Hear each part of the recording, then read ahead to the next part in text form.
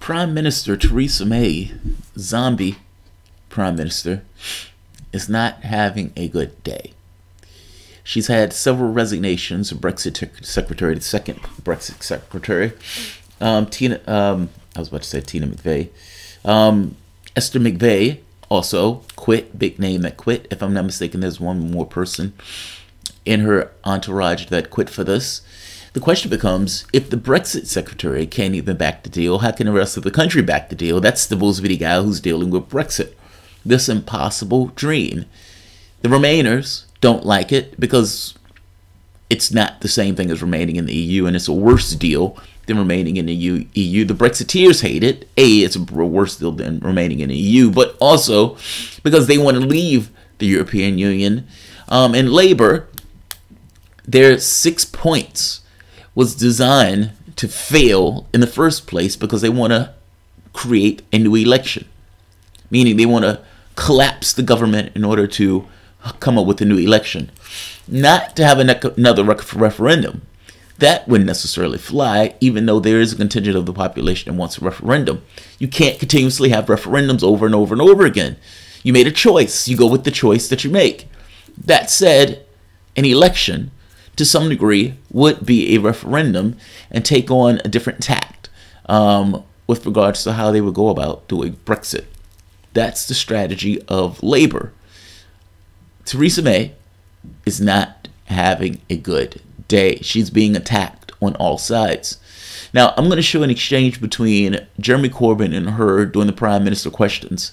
And some of these people are no longer there anymore because some of these people have resigned just within the course of just a day. What a difference a day makes. So let's flip and let's take a look at this. I apologize for being stopped up. I don't have any power over that. That's me trying to catch my wife's cold. Let's take a look at this. But it's okay. She got me more gigs on my Wi-Fi. Corbyn, Mr. Speaker, I think that non-answer has confirmed that Parliament won't have that sovereign right.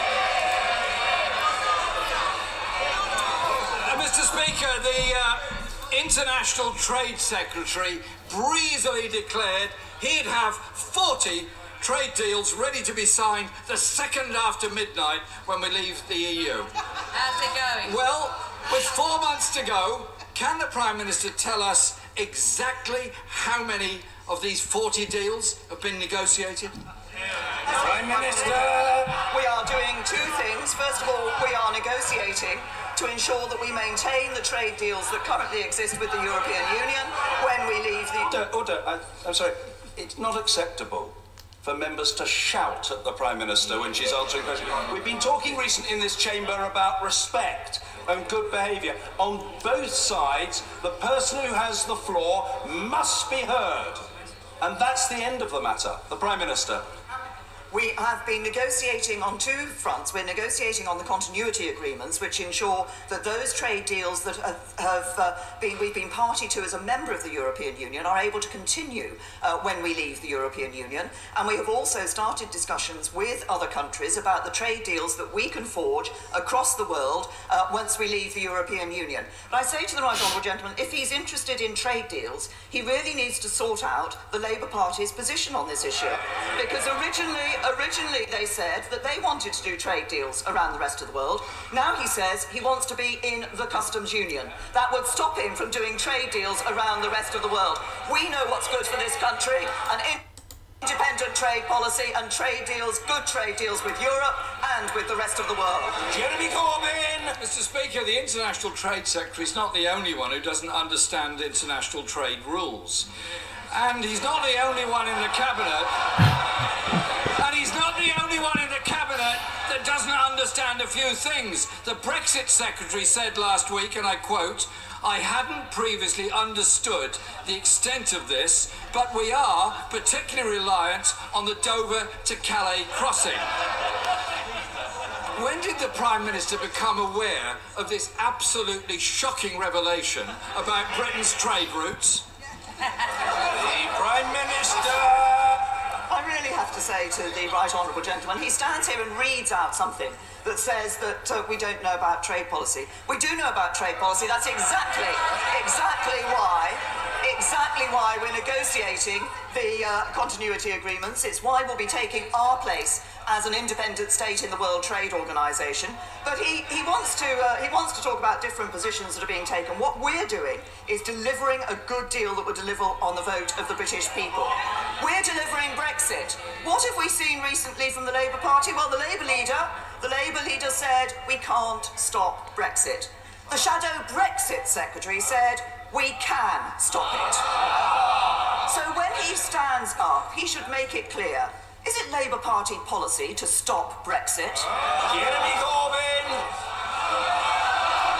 Mr. Speaker, Labour respects the result of the referendum.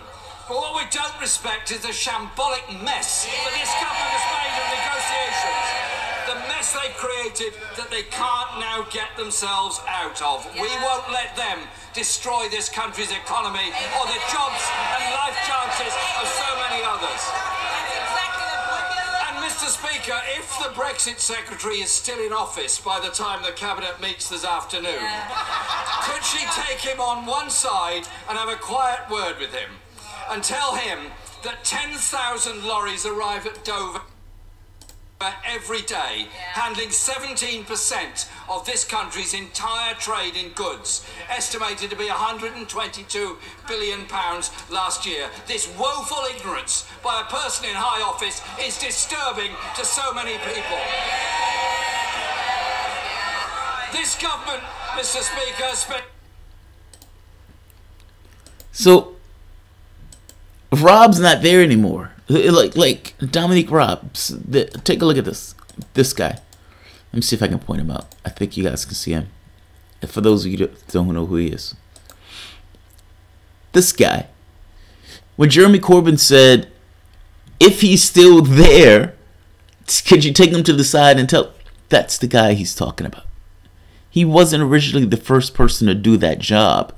David Davis was originally the first person to do that job. David Davis left in a huff and attacked Theresa May's plan as essentially vassal state stuff, just like Boris Johnson attacked it as vassal state stuff. Boris Johnson coined that phrase, but made the point that this is not Brexit. This is a Beano. Brexit in name only. Well, let's let him keep going. Spent 2 years negotiating a bad deal that will leave the country in an indefinite halfway house without a real say.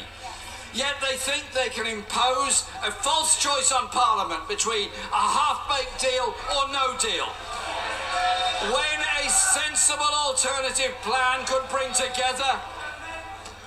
No matter how long it takes, the right honourable gentleman will not be shouted down in the House of Commons. It's as simple and unarguable as that. Jeremy Corbyn. Mr. Speaker, when a sensible alternative plan could bring together Parliament and the country, even Conservative MPs say the Prime Minister is offering a choice between the worst of all worlds and a catastrophic series of consequences. When will the Prime Minister recognise that neither of these options is acceptable? The right honourable gentleman talks about woeful ignorance. I'll tell him where the woeful ignorance lies. It lies on a Labour Party front bench that thinks you can build a better economy by spending £1,000 billion more, putting up people's taxes and destroying jobs. The real threat to jobs and growth in this country sits on the Labour Party front bench. And I'll tell him what we're delivering in relation to Brexit. He says, what about Brexit? Yes, I'll tell him what we're delivering on Brexit. We will not rerun the referendum. We will not renege on the decision of the British people. We will leave the customs union, we will leave the common fisheries policy, we will leave the common agricultural policy, and we will take back control of our money, laws and borders. We will deliver Brexit, and the United Kingdom is leaving the European Union on the 29th of March 2019. All right. That was the exchange between those two. If you notice, Jeremy Corbyn is hitting at a very particular point. This deal is bad. This deal is bad. This deal is horrendously bad. This deal is catastrophic. You're not giving us a choice. You're not giving us a choice. He's going to go further with this line of argument because he wants something out of this. He wants a meaningful vote. But he wants it beyond the meaningful vote. He wants to be able to add amendments to that meaningful vote. They're calling it a meaningful vote. But he wants to be able to add amendments. Now, he's never going to get this. You can't have the situation where she comes up with a deal with the European Union and then Parliament starts amending the deal because the European Union won't accept the deal after the fact. I hope that makes sense.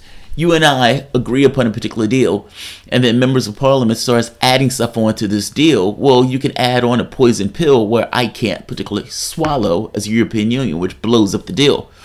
Again, understand the position of Labour. Labour wants this to crash.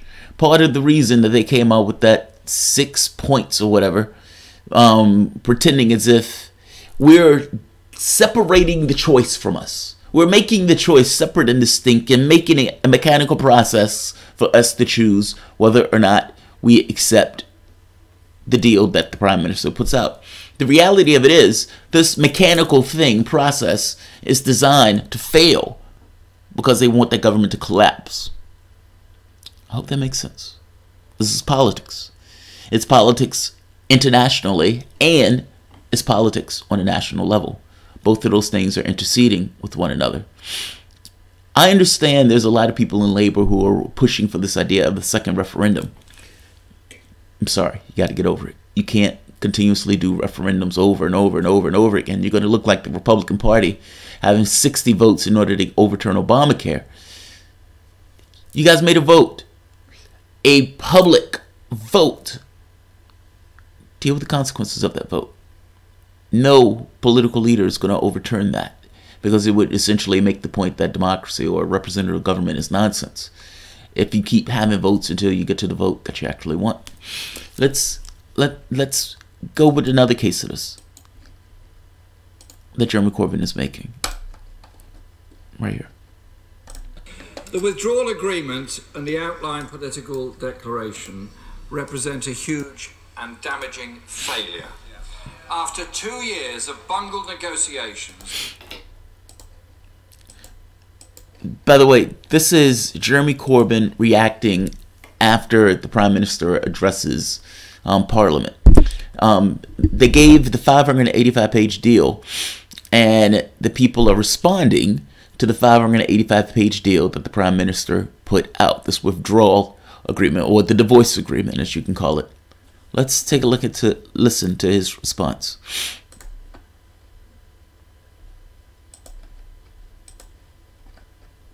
The government has produced a botched deal that breaches the Prime Minister's own red lines and does not meet our 6 tests.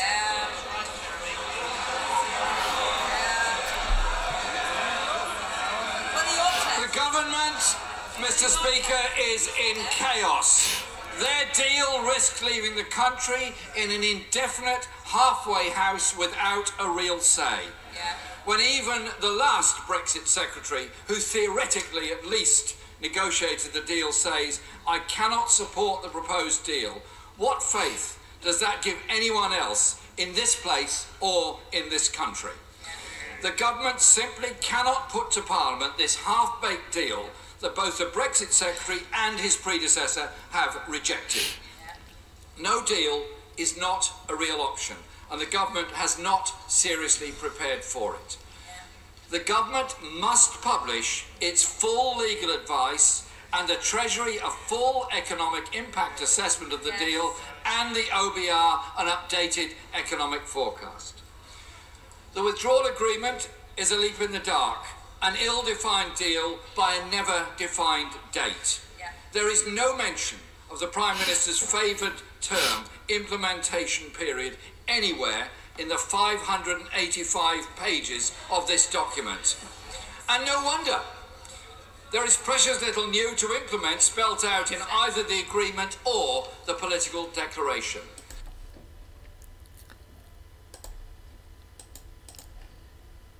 The reason why he's taking this particular argument beyond wanting the government to collapse, and just don't take his word for it. Oh, there's one more point that I want you to hear.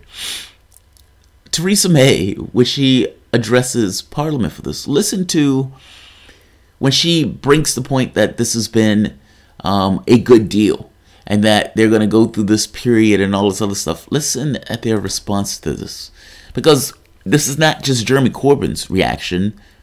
This is a roundly derided deal.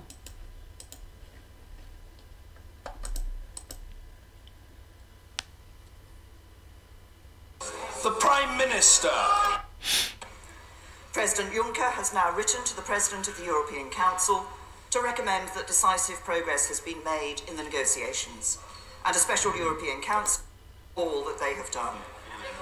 Mr. Speaker, yesterday we agreed the provisional terms of our exit from the European Union, set out in the draft withdrawal agreement. We also agreed the broad terms of our future relationship in an outline political declaration. President Juncker has now written to the President of the European Council to recommend that decisive progress has been made in the negotiations, and a special European Council will be called for Sunday the 25th of November. This puts us close to a Brexit deal. Mr. Speaker, what we agreed yesterday was not the final deal. It is a draft treaty. That's right. It is a draft treaty that means that we will leave the EU in a smooth, orderly way on the 29th of March 2019.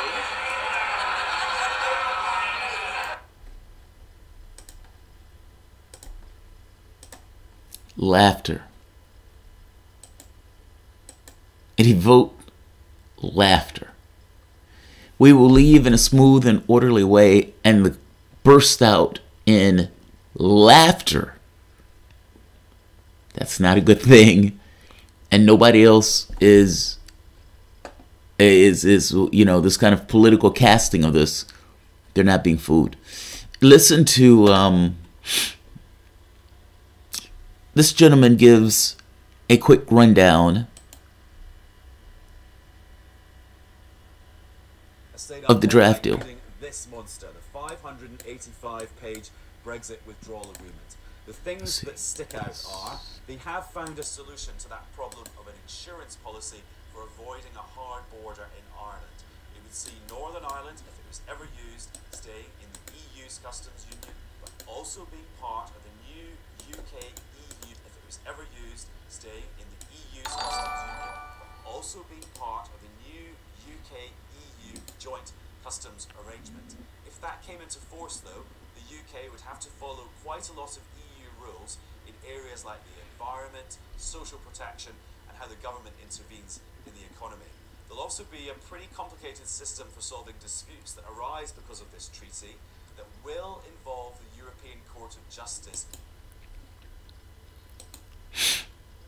Now, Theresa May has made this argument that she's taking back the rules, taking back control, and they're not going to be subjected to the European Court of Justice. Nonsense. They will be subjected to the European Court of Justice, especially if the backstop hits. This is one of those deals, man, where it's like, if this is what you were going to come out with, why didn't you just stay in the European Union?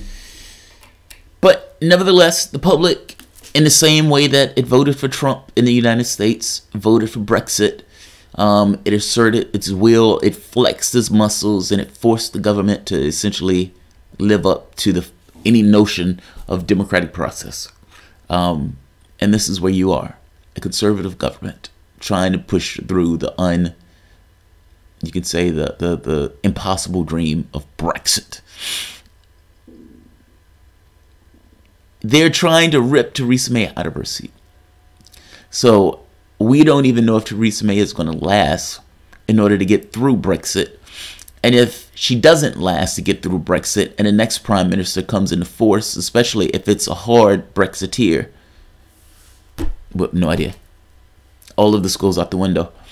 That said, Theresa May's prime ministership is in jeopardy. As far as I know, she said she's going to fight for that prime ministership. The Labour Party is doing its own little bit of infighting on this idea of what it wants from the standpoint of Brexit. But overall, is in the camp of collapsing the government in order to try to force a new election. The UK, or the European Union, has no incentive at all to help Britain on this front. Stay tuned. It's politics on an international and domestic scale. Let's see who's here. Lord Buckethead. Lord Buckethead, UK Joe candidate, said it best. You'll have Prime Minister May up against 26 prime ministers of the EU. It will be a shit show. A shit show is right. A shit show is right. Not to mention, when you put it in perspective, the European Union in no way has any incentive to help Theresa May in this particular situation. I would argue that they're probably a little sore that the UK decided to leave. You must understand, some of these people are true believers. Like, if you ever watched the European Union, the Parliament itself, some of these people full on believe in this idea of the European Union project. And in believing the full European Union project, they're talking about having a European military. They believe in this. They believe in this. So the idea that Britain decided to leave was not necessarily taken lightly. In fact, they didn't even like the fact that Britain kept its own currency as opposed to taking on the euro. So there's a dynamic here. And somebody even added a quote that Barnier said he broke Britain. Barnier was the chief negotiator for the European Union on this. So Garno, May is going to be sent to the desert soon. Yeah, she will. She will be cast out bearing the sins of Brexit. Yeah, you called her a sin eater. Essentially, all of the fuck ups and the foibles and everything that goes wrong is going to be laid at her plate. Yes, she'll be revered like Reagan or Thatcher. No, she won't. No, she will not. I don't think you realize how many people dislike what she's doing. She's damned if she do, damned if she don't. She's a weak leader, yes. But how do you be a strong leader in the face of this? I mean, I guess you can say, you know, fuck it, I'm taking us out, you know, Hail Mary Brexit or Mad Max Brexit. You could do that, but you're also going to have to accept the consequences of doing a Mad Max Brexit when people start bleeding their jobs away. Now, that's not necessarily say that in the long term you can't necessarily work that out, but understand in the short term there will be pain. Boris Johnson, who's a king Brexiteer, has even been caught on off video talking about, you know, there will be pain in this. So yes, wink at the burner, bro. May be dancing her May will be dancing her way into a cushy lobbyist job, unless the UK actually has laws against that, unlike here in the United States. I don't know, Baltazar. I don't know. I don't know if they have laws like that. They might. I don't. For some reason, I believe that the UK is a little bit better than us on this stuff, but I could be wrong. Robert Pouquet-Ray, Dalai Lama was saying that the European Union was an example of how peace and community was possible on an international level. They are more lefty, yes. By the same token, they've implied austerity all across Europe. Germany, it's funny, or not funny, but Hitler tried to essentially rule over Europe with an iron fist, and you have a situation where Brussels was able to essentially, where Germany was able to do it through, let's say, other means. So, all right, I'm going to end this here. If you guys enjoy the content, please feel free to share, like, subscribe. You can always support through Patreon. Oh, by the way, so the entire point of this video, Jeremy Corbyn sent a letter to Theresa May saying that Parliament needs to have more than just a yes or no vote. I think I've said this in this video, but the point of this argument, he's asking her for something that she can't do. Ultimately, here's a letter. We need you to give us more than just a meaningful vote. We want more than just a yay or nay. hell, you know, Mad Max Brexit or your plan. Now, Theresa May is going to turn this down. She has to turn this down unless there's enough Parliament to force her hand on this particular point. But this is not just Jeremy Corbyn. This is all of the leaders of the other parties. So I will end this here. If you guys enjoy the content, please like or share. Thanks all.